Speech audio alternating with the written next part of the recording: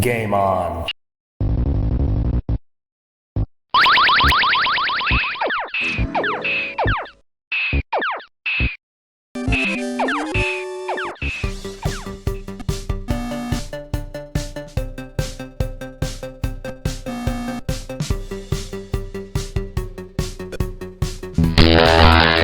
Hi everybody, thank you for joining me on today's edition of Glen's Retro Show. Well, it's no surprise I like older gaming consoles and systems. After all, it's Glen's Retro Show after all. Now my friend Willie over at Arcade USA and GenXGrownUP recently did a video about Pong.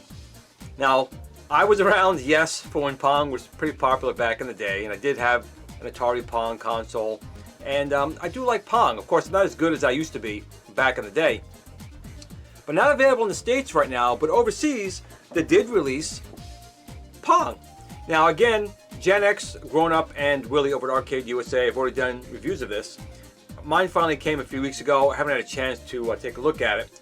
So we're going to take a look at it right now. So without further ado, let's take a look at the Blaze Pong console here. Let's have a look. Well, the first thing I'm taking a look at is the box itself. And at first glance, you might think it came from MyArcade. Now, it's definitely not a MyArcade product. It's from a company called Blaze overseas. But you can see there's pretty good similarities between the design of the console and the box. So my guess is, even if it's not by MyArcade, these two probably share the same manufacturer making the product. Their boxes, as you can see right here, are fairly similar. I mean, they're not 100% similar, but I'm going to bet the farm, if you will, to guess that whoever's making the one from MyArcade and Blaze probably use the same manufacturer, or somewhere along the line have the same manufacturing company or design company. But in any case, we're not talking about MyArcade today. We're talking about this Blaze unit. So let's take a closer look at the box of Pong by Blaze and the console itself. Okay, here's the box, Pong by Blaze. Again, this is not available directly in the US. I got this off of Amazon. And the machine itself wasn't super expensive. I think it was about $30, which I didn't think was too bad. But it was shipping, obviously from overseas. It came to like $44, $45 to get shipped over here. And it took about a month to get. But again, you can see the box is fairly similar to the MyArcade design. You have a nice big open window here to get a good view of the Pong console. It's got the nice Pong yellow and good Atari emblem up here. It says number 1. So obviously they're going to make, hopefully, other items in their product line. Look around to the side over here. You can see they have 12 classic games. They have Pong, and then everything else here is the Atari version. So I'm not 100% sure if the Pong here is, I'm going to say the arcade machine. Now, the arcade machine didn't have a ROM. It used discrete circuits. So if anything, it's going to be a recreation. It's not going to be the true arcade version, if you will, even if it's not the Atari port. But everything else on here are just Atari 2600 games, which are basically games they touted that use the paddle controller. The back here, again, it shows you some of the gameplay here. We have two pots on here. Now again, according to GenXGrownUP and Willie over at Arcade USA, once again, these are not true spinners. They are basically multiple select dials. But my friend Willie over at Arcade USA has already modified this to use a true spinner. So we'll take a look and see how that feels, but I'm definitely going to be modifying this at some point thanks to my friend Willie over at Arcade USA. You can see there's multiple languages on here, but the box itself looks really, really nice. I mean, it's got the nice wood grain on it, which definitely screams the 70s, which is when Atari and Pong had come out. And again, you get a really nice view of the machine in here. The only downside is there's no demo mode, but when we open this up, I have already taken a look on the inside. That it does have a micro USB port on the back, which is again very reminiscent of the MyArcade, which is why I believe that the Blaze company and MyArcade are related in some way, shape, or form. And it does also take batteries. We'll end up using the micro USB charging cable to get it to work. So let's take this thing out of the box. Again, it's a very nice box. Again, gotta get this thing open right here. It's again very reminiscent of the MyArcade box design, which again, I'm gonna keep bringing that up, because it seems very much similar to their build. So we're going to pull this thing out here. And if we take everything out of the box, there is an instruction manual, but I will say, oh my goodness, there is a smell. Woo! I'm not sure if it's the plastic or what, but there's a very strong odor of something in that box. Holy cow. Ooh, maybe it's the plastic, but wow, this thing definitely has an odor to it. Oh my God, it's very strong. Here's the booklet, and this booklet is not glossed in any way, shape, or form. It's just paper. So if you have oily hands or your hands are wet, it's absolutely going to ruin the paper here. But again, now if we look at the back here, we have the micro USB, headphone jack, and volume control. So once again, I am extremely confident that even though this may not be a Replicade unit, it's absolutely by the same parent company or the same manufacturer, because the design is just way too similar. Just gives information here about the unit. Now, what I do like about this manual here, they at least give you a breakdown of the different games and kind of talks a little bit about them. That is something I do like, and I wish Replicade would kind of take some example from this sister company, if you will. Again, I have no way of proving that's the case, but my guess is the sister company. Then it goes into other languages as the other ones did. But the booklet looks nice, but it's not glossed, so you have to be very careful when holding the manual. Most people won't care, but I do keep the manuals. And we can see we have an on-off button here, so you can press it on and off to start the game. The decals here are obviously wood-grained, and you can feel under here, these are where the screws are under here, so you don't have to use a hair dryer to loosen this up to get these decals off. Again, Willie did this, so I know it's possible, because you need to remove these screws to get in here to change these pots out, or I would call them multiple selectors. Can't even call them a pot. But I mean, it's a nice looking unit.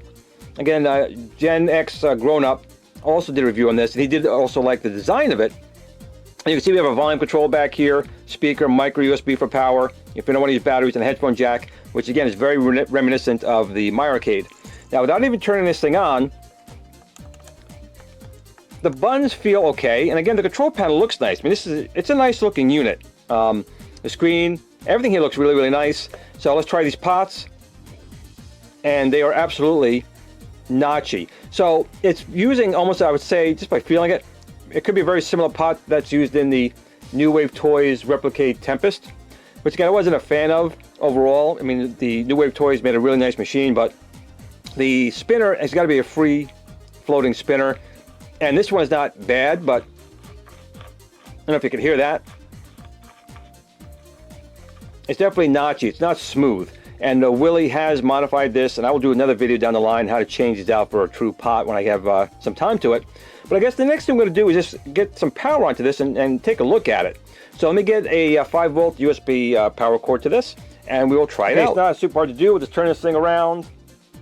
Take this little connector off here. I'm not going to need it. And just plug in the 5 volts back here, like so. And then we can switch it on.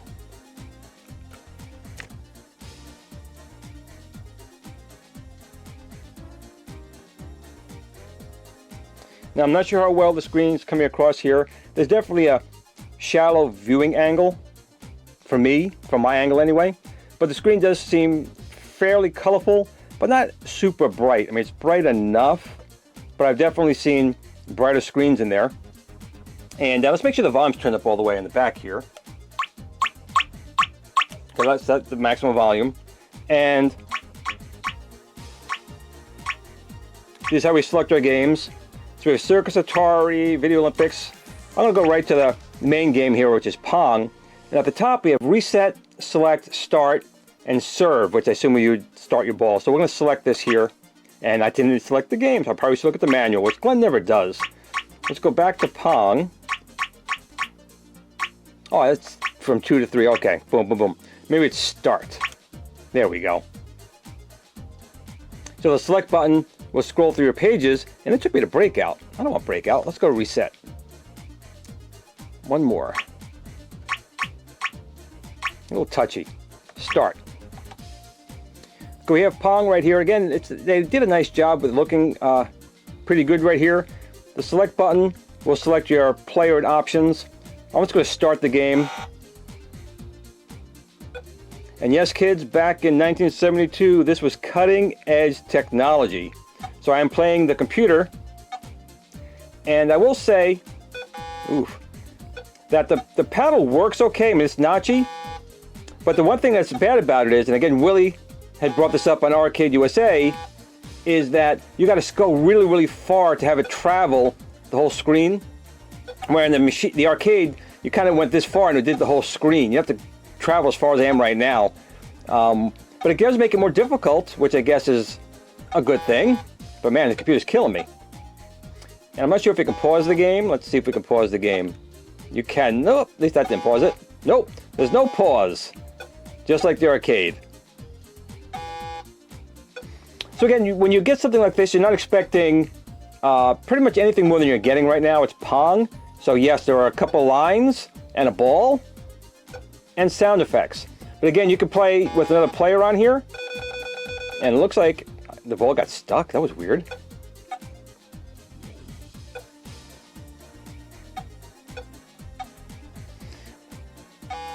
But I will say that the pot, the notchiness, if you will, is not the issue as far as you got to travel way too far. You should be able to go just like this and traverse the whole screen. Lost the game. So we're going to go hit reset here. It should take me back out.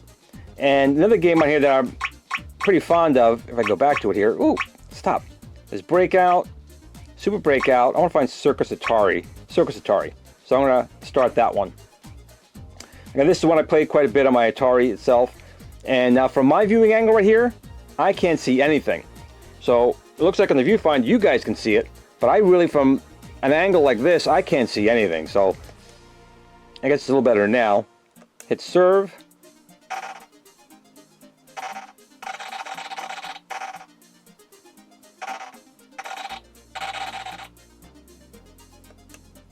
Serve again, there we go.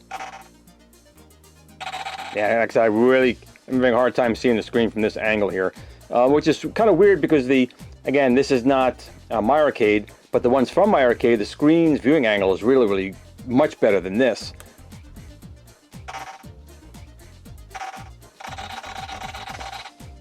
Oh, if I have one more left, I get one more try. Here we do. So when you press the serve button, you can turn your thing around, but man, I'm just killing them. Let these guys have concussions.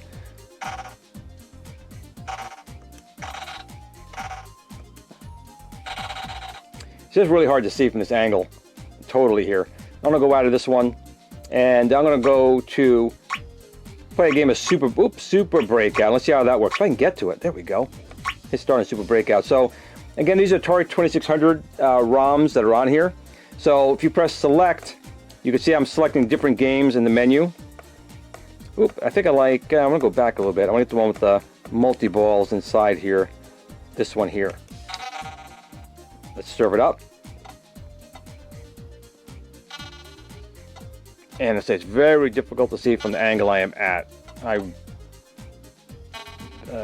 But at least I'm hitting it right now.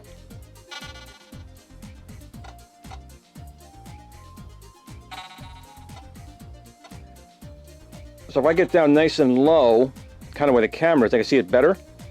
It's just a shame that the angle is so bad on the screen because these are definitely games I enjoy. The sounds are a little bit off as well. So the negative so far on this one is the screen viewing angle is really poor. If you're at the right angle, it looks nice and colorful. The potentiometer here is not that good. You still have to turn it way too far to get it to do anything. And the last is the sound effects are a little bit off. But again, this is, if you can get it for around $20-something, it probably wouldn't be so bad. But I definitely would say right now that this does need some work to make it more enjoyable. Again, mostly changing out the potentiometers on here to get you a better feel for the controls. You can't really do anything about the sound unless you were to pull this out and put a Raspberry Pi in here. And again, the screen, although it gets the job done, unless you're at the right spot, the colors get very washed out and gets very dim very easily.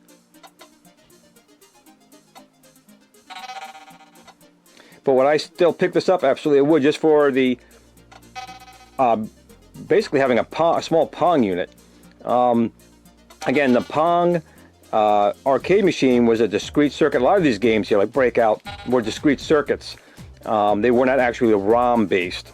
And a fun fact, if you didn't know, and in my other videos, if you haven't watched them, is that Breakout was an Atari product. It was brainchild by Nolan Bushnell, but he actually got Steve Jobs and Steve Wozniak from Apple to actually create the arcade game Breakout. There's a whole big If you look on YouTube, you can find a lot of stuff about that. But it's just a fun fact that, you know, Apple has its roots, like many other companies, in Atari. So, I mean, this is fun enough. It's just really hard for me to see. I'm not going to lie. It's just really difficult to see the screen. I'm going to go back out of here and just see what else we have in here that might be interesting to try. Super breakout, regular breakout. So we're going to go over to the next screen here by pressing the select button here.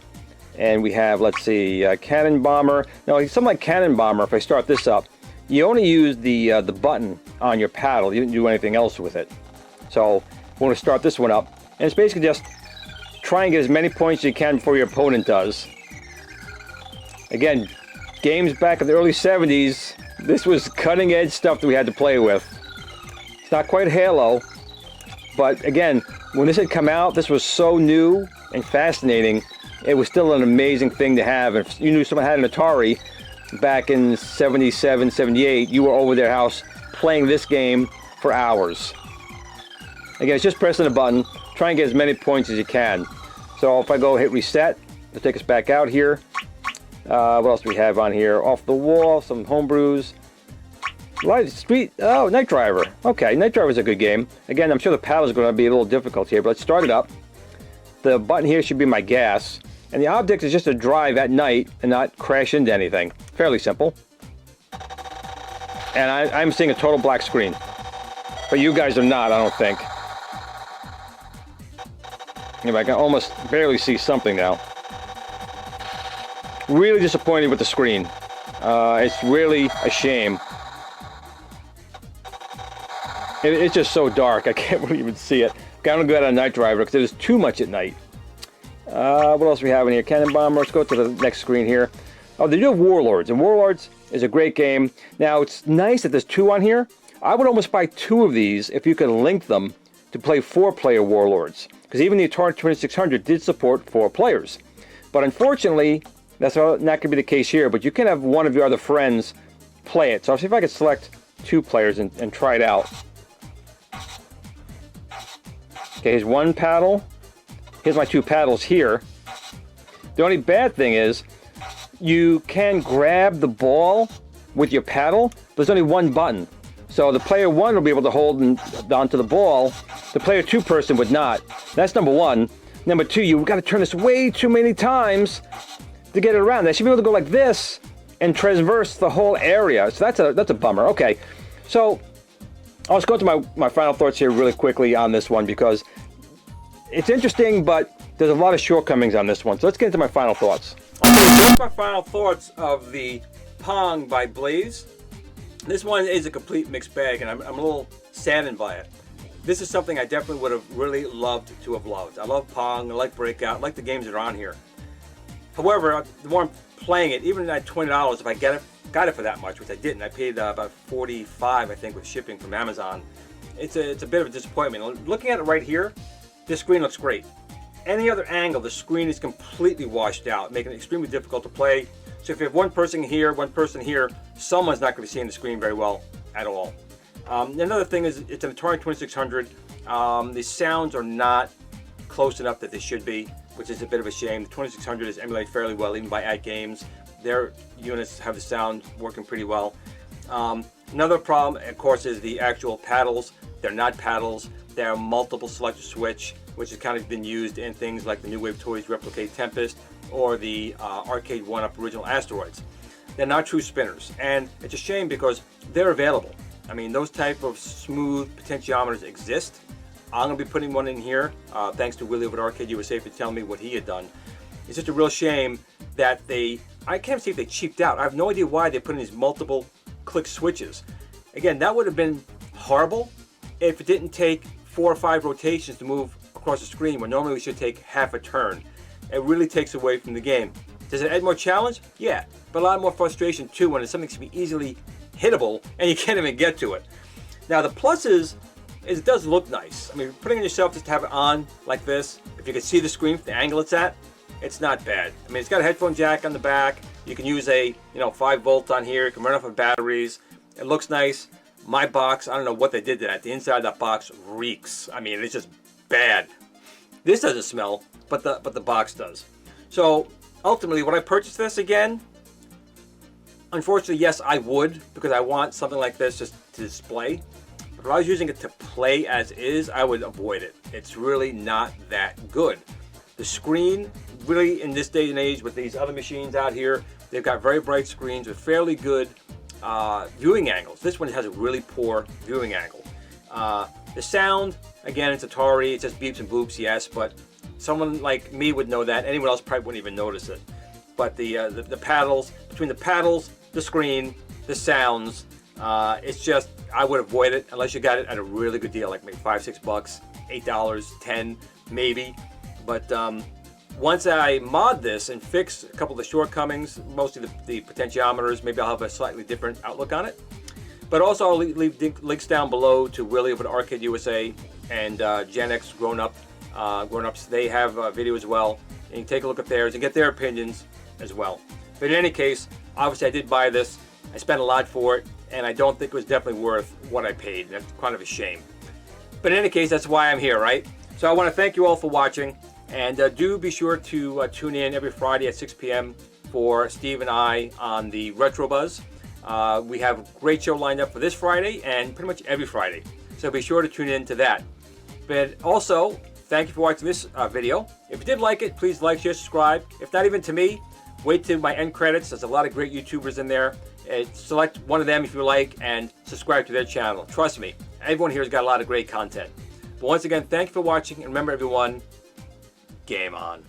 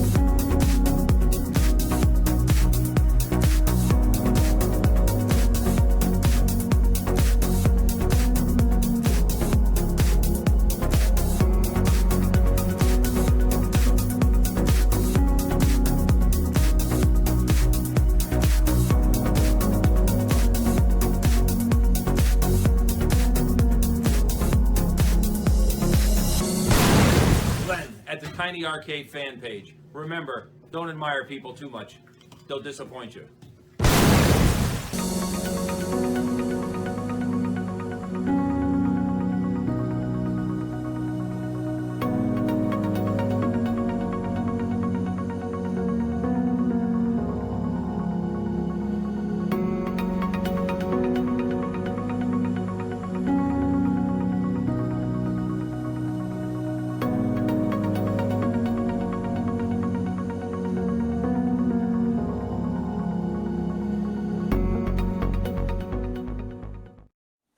Sit, Blue Blue, sit.